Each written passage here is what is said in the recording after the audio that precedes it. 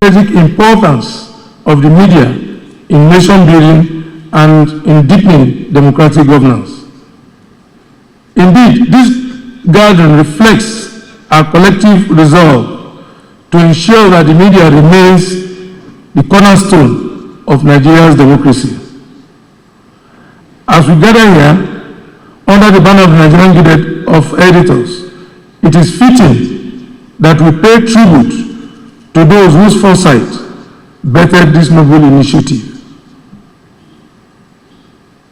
Permit me to make special mention of Malam Baba Gantier, MON, MNI, FNGE.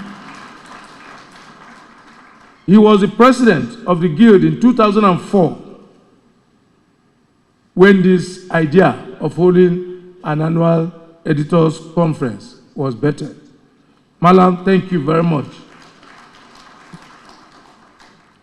What began as a modest idea in 2004 has now grown into a national institution, a vital forum where editors from across the country converge to exchange ideas, examine issues of governance, and contribute to shaping the direction of our great nation. I wish to acknowledge with deep gratitude all past presidents of our guild who have sustained this tradition of annual reflection and engagement. The theme of this year's conference, Democratic Governance and National Cohesion, the role of editors, could not have been more timely. Our democracy, though resilient, continues to be tested by insecurity, economic hardship, misinformation, and declining public trust in institutions and government officials' intolerance sometimes to press freedom. In such times, the role of editors becomes even more critical. As custodians of information and interpreters of events, editors shape public opinion and set the tone of national conversation. Our decisions, what we publish, how we frame stories, and the voices we amplify have far-reaching implications for democracy and unity. Democratic governance flourishes only when citizens are well-informed and when the media acts as a credible, independent watchdog. Editors must therefore defend the sanctity of truth, insist on transparency, and hold power to account, not as adversaries of government, but as constructive partners in the pursuit of national progress. Similarly, national cohesion requires that we rise above divisions and use our platforms to promote understanding, tolerance, and shared values.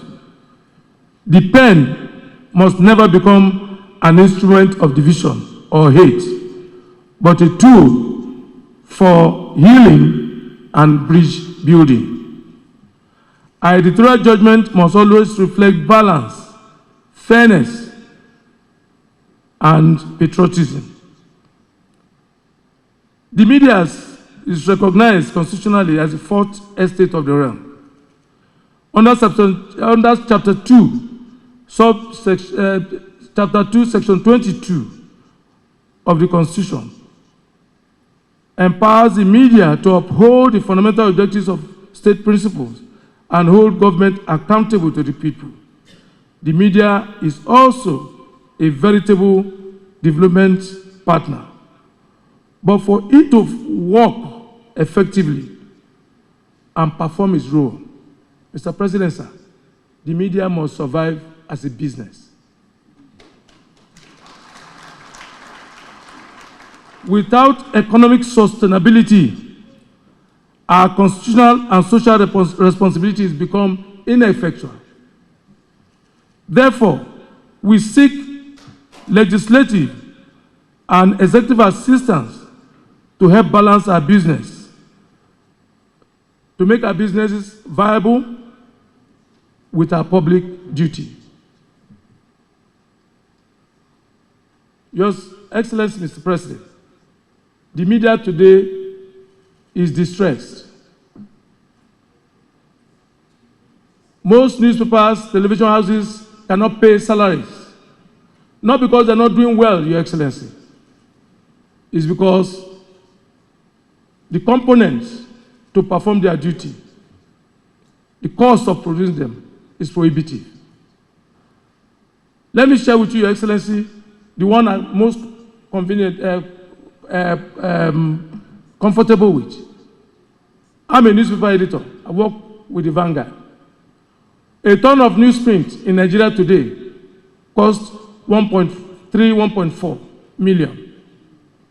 And it lasts just 1 or 2 days. And if a newspaper is to survive in a month, Your Excellency, buying newspaper alone wipes out all the profits. We're not even talking about other components, which are all dollarized and imported. We're talking about ink, we're talking about plates. I'll go to the broadcast sector later. At the end of the day, Your Excellency, your government has been working so hard to provide jobs for the people. If the media cannot keep jobs by paying people their salary, they cannot help our democracy. So that's why we're happy you are here, Your Excellency, to help us intervene to save the media industry. And we have a couple of ideas which we want to put before Your Excellency today. I will share them with you, sir.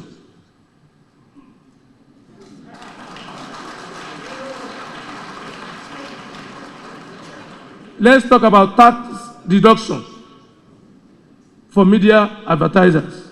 No, let's start with corporate tax relief.